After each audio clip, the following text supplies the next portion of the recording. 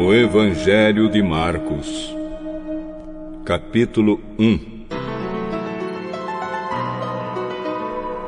A boa notícia que fala a respeito de Jesus Cristo, Filho de Deus, começou a ser dada como o profeta Isaías tinha escrito. Ele escreveu o seguinte: Deus disse: eu enviarei o meu mensageiro adiante de você para preparar o seu caminho. E o profeta escreveu também: alguém está gritando no deserto: preparem o caminho para o Senhor passar. Abram estradas retas para ele. E foi assim que João Batista apareceu no deserto, batizando o povo e anunciando esta mensagem: arrependam-se dos seus pecados e sejam batizados, que Deus perdoará vocês. Muitos moradores da região da Judéia e da cidade de Jerusalém iam ouvir João. Eles confessavam os seus pecados e João os batizava no Rio Jordão. Ele usava uma roupa feita de pelos de camelo e um cinto de couro e comia gafanhotos e mel do mato. Ele dizia ao povo: depois de mim vem alguém que é mais importante do que eu. E eu não mereço a honra de me abaixar e desamarrar as correias das sandálias dele. Eu batizo vocês com água, mas ele os batizará com o Espírito Santo.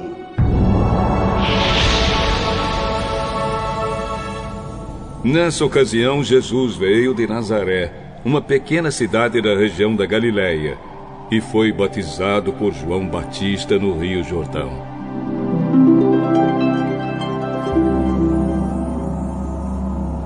No momento em que estava saindo da água, Jesus viu o céu se abrir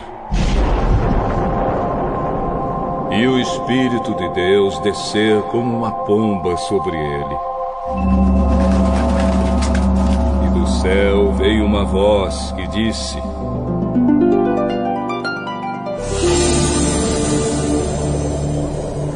Tu és o meu filho querido e me dás muita alegria. Logo depois, o Espírito Santo fez com que Jesus fosse para o deserto.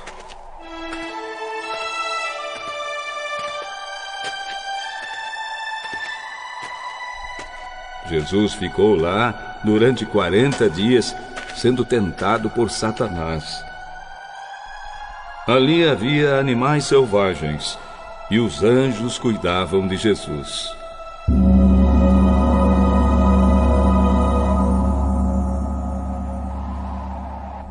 Depois que João foi preso, Jesus seguiu para a região da Galileia e ali anunciava a boa notícia que vem de Deus. Ele dizia: chegou a hora e o reino de Deus está perto. Arrependam-se dos seus pecados e creiam no Evangelho.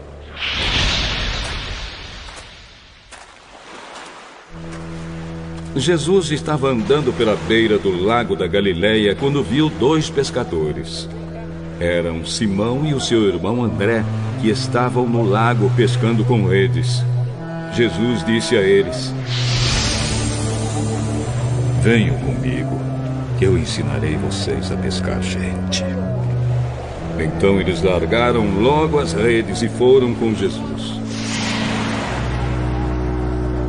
Um pouco mais adiante, Jesus viu outros dois irmãos. Eram Tiago e João, filhos de Zebedeu, que estavam no barco deles consertando as redes. Jesus chamou os dois, e eles deixaram Zebedeu, seu pai, e os empregados no barco e foram com ele.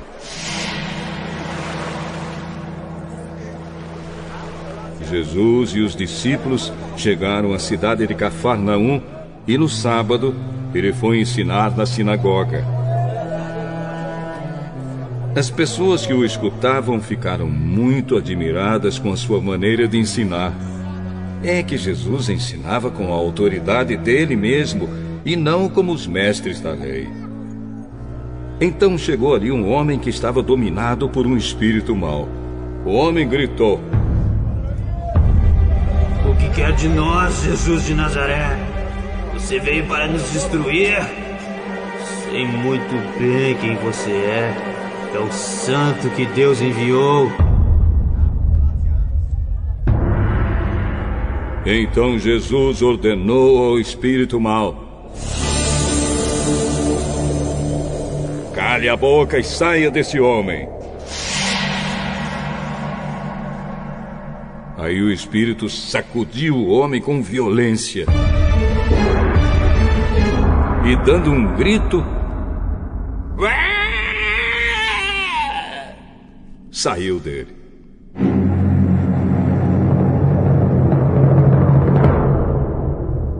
Todos ficaram espantados e diziam uns para os outros: "Que quer dizer isso? É um novo ensinamento dado com autoridade." Ele manda até nos espíritos maus e eles obedecem. E a fama de Jesus se espalhou depressa por toda a região da Galileia.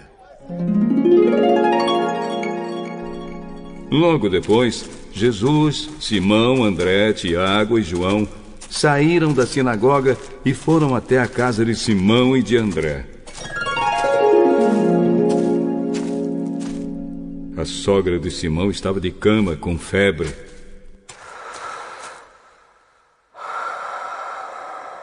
Assim que Jesus chegou, contaram a ele que ela estava doente.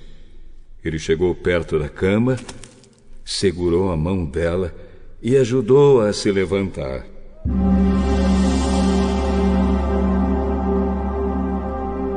A febre saiu da mulher e ela começou a cuidar deles. À tarde, depois do pôr do sol, levaram até Jesus todos os doentes e as pessoas que estavam dominadas por demônios. Todo o povo da cidade se reuniu em frente da casa. Jesus curou muitas pessoas de todo tipo de doenças e expulsou muitos demônios. Ele não deixava que os demônios falassem, pois eles sabiam quem Jesus era.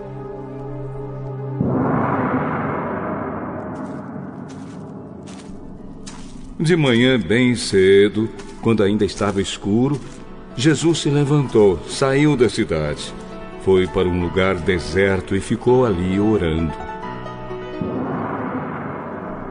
Simão e os seus companheiros procuraram Jesus por toda a parte. Quando o encontraram, disseram: "Todos estão procurando o Senhor." Vamos aos povoados que ficam perto daqui, para que eu possa anunciar o Evangelho ali também, pois foi para isso que eu vim. Jesus andava por toda a Galileia, anunciando o Evangelho nas sinagogas e expulsando demônios.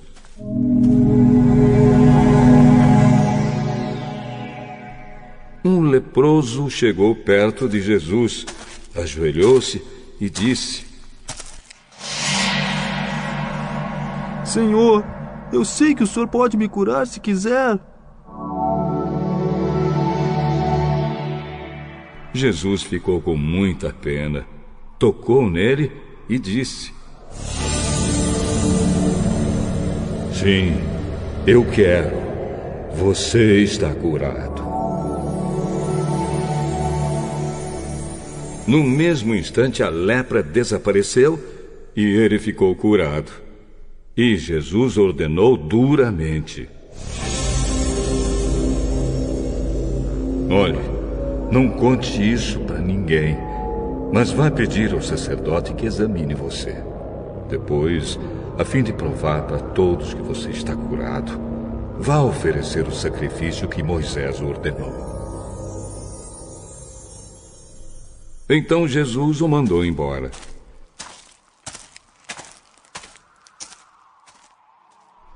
Mas o homem começou a falar muito e espalhou a notícia. Por isso, Jesus não podia mais entrar abertamente em qualquer cidade, mas ficava fora, em lugares desertos. E gente de toda parte vinha procurá-lo.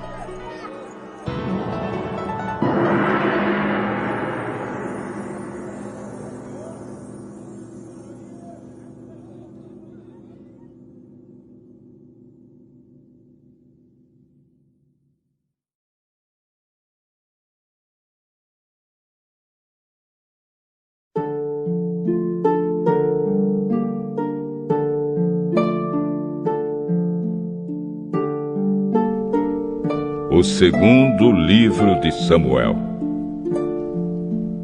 capítulo 2.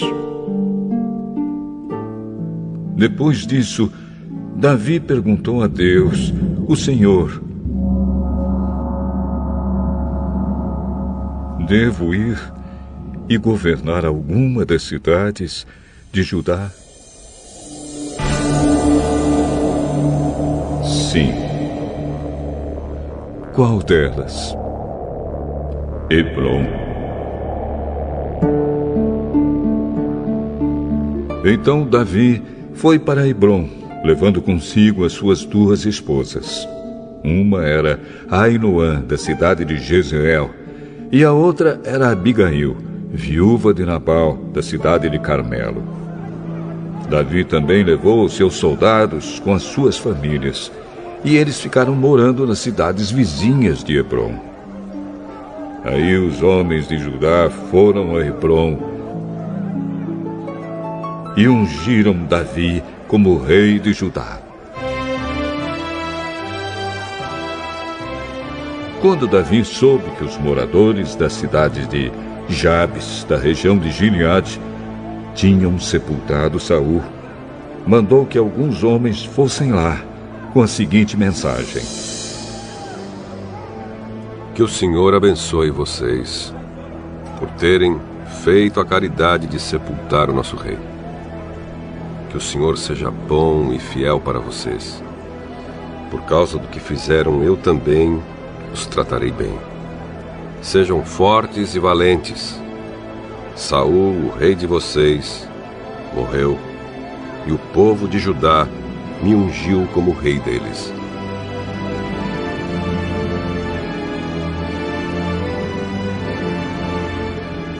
O comandante do exército de Saul, Abner, filho de Ner, havia fugido com Isbosete, filho de Saul, para Maanaim, no outro lado do rio Jordão.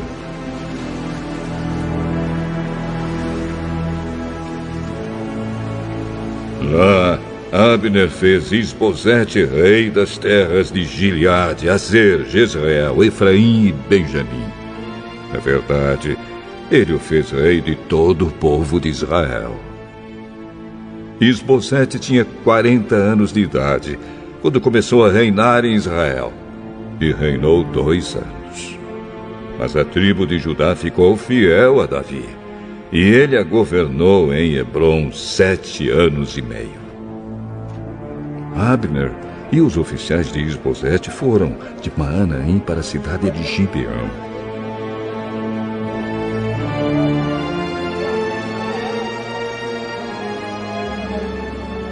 Joabe, cuja mãe era Zeruia, e os oficiais de Davi foram encontrá-los perto da represa de Gibeão. Lá, todos eles se sentaram, um grupo de um lado da represa e o outro do outro lado. Então Abner disse a Joabe: deixe que alguns dos nossos moços enfrente alguns dos seus em uma luta armada. Está bem. Aí, 12 soldados, representando Isbosete e a tribo de Benjamim, lutaram contra 12 soldados de Davi.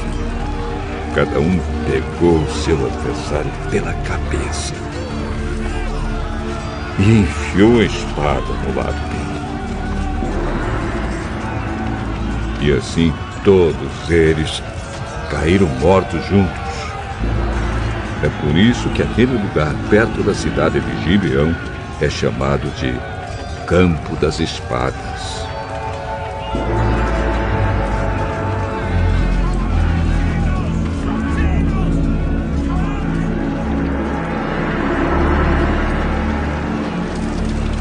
Em seguida, houve ali uma violenta batalha. E Abner e os israelitas foram derrotados pelos soldados de Davi. Joabe, Abisai e Azael, os 3 filhos de Zeruia, estavam lá. Azael, que era tão ligeiro como uma gazela selvagem, começou a perseguir Abner, correndo atrás dele. Abner olhou para trás e perguntou: Azael, é você? Sim, sou eu. Pare de me perseguir. Corra atrás de um dos soldados e pegue para você as coisas dele. Porém, Azael continuou a persegui-lo. Mais uma vez, Abner disse: Pare de me perseguir. Você está me forçando a matá-lo. Como é que eu poderia depois olhar o seu irmão Joabe nos olhos? Porém, Azael não parou de persegui-lo. Então Abner deu um golpe para trás com a sua lança. Ela entrou na barriga de Azael e saiu pelas costas. Ele caiu morto no chão. E todos os que chegavam paravam no lugar onde ele estava caído. Mas Joabe e Abisai continuaram a perseguir Abner. E quando o sol estava se pondo,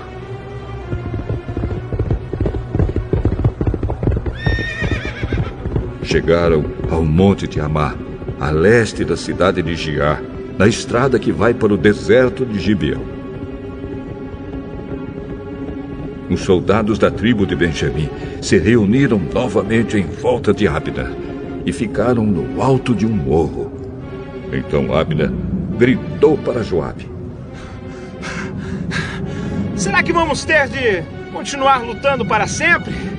Você não vê que no fim não vai sobrar nada, a não ser amargura?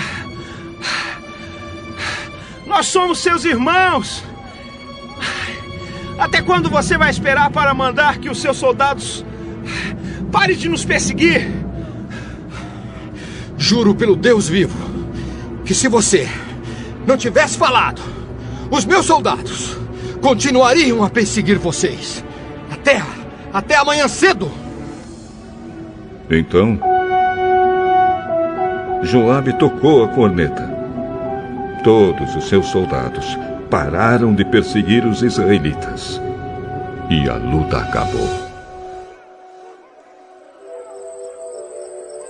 Durante toda aquela noite, Abner e os seus soldados marcharam pelo Vale do Jordão. Atravessaram o rio Jordão e, depois de marcharem toda a manhã do dia seguinte, chegaram à cidade de Maanaim.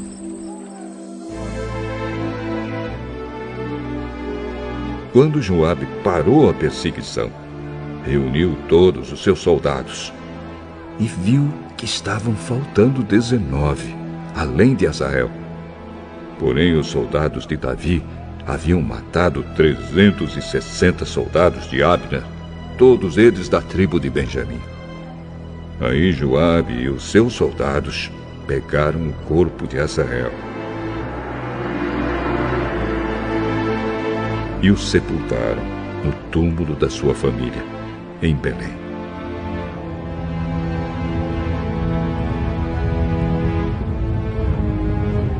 Então marcharam durante a noite inteira, e ao amanhecer, chegaram a Hebrom.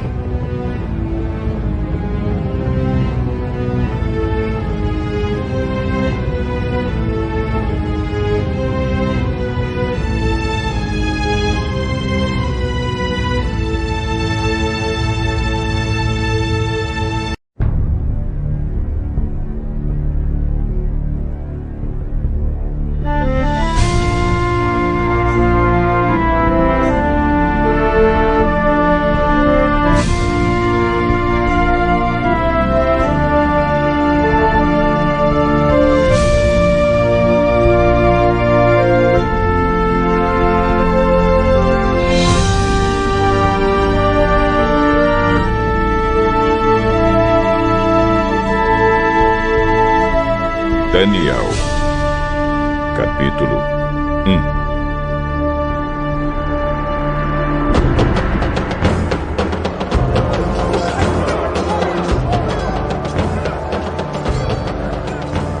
1. No terceiro ano de Jeoaquim, como rei de Judá, o rei Nabucodonosor, da Babilônia, atacou Jerusalém, e os seus soldados cercaram a cidade. Deus deixou que Nabucodonosor conquistasse a cidade, e também que pegasse alguns objetos de valor que estavam no templo.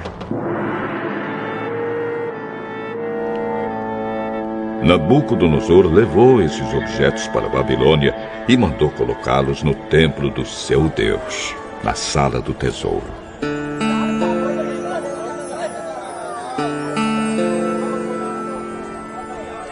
O rei Nabucodonosor chamou Aspenaz, o chefe dos serviços do palácio, e mandou que escolhesse entre os prisioneiros israelitas alguns jovens da família do rei e também das famílias nobres. Todos eles deviam ter boa aparência e não ter nenhum defeito físico. Deviam ser inteligentes, instruídos e ser capazes de servir no palácio. E precisariam aprender a língua e estudar os escritos dos babilônios. O rei mandou também que os jovens israelitas recebessem todos os dias a mesma comida e o mesmo vinho que ele, o rei, comia e bebia. Depois de 3 anos de preparo, esses jovens deviam começar o seu serviço no palácio. Entre os que foram escolhidos estavam Daniel, Ananias, Misael e Azarias, todos da tribo de Judá.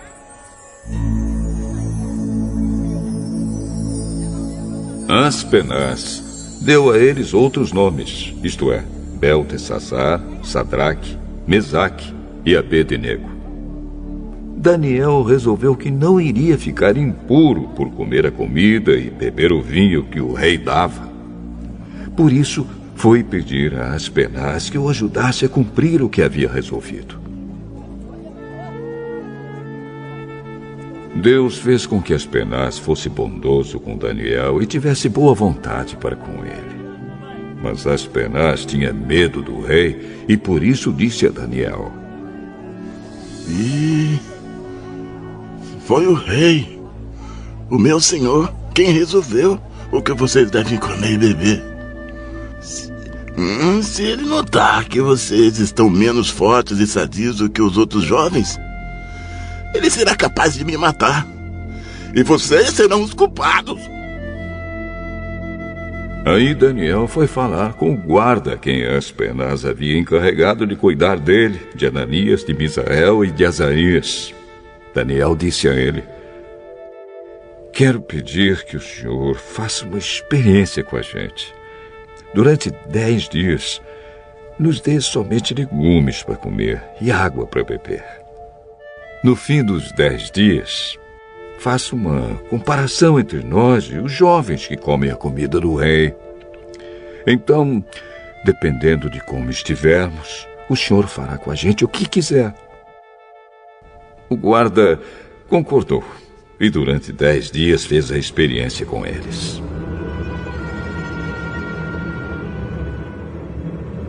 Passados os 10 dias, os 4 jovens israelitas estavam mais sadios e mais fortes do que os jovens que comiam comida no rei. Aí, o guarda tirou a comida e o vinho que deviam ser servidos aos 4 jovens e só dava a eles legumes para comer. Deus deu aos 4 jovens um conhecimento profundo dos escritos e das ciências dos babilônios. Mas a Daniel deu também o dom de explicar visões e sonhos.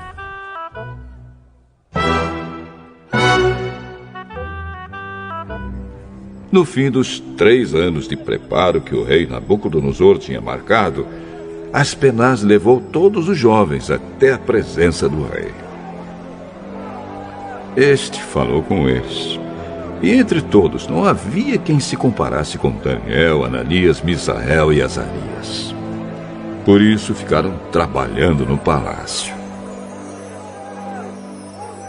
Todas as vezes que o rei fazia perguntas a respeito de qualquer assunto que exigisse inteligência ou conhecimento, descobria que os 4 eram 10 vezes mais inteligentes do que todos os sábios e adivinhos de toda a Babilônia.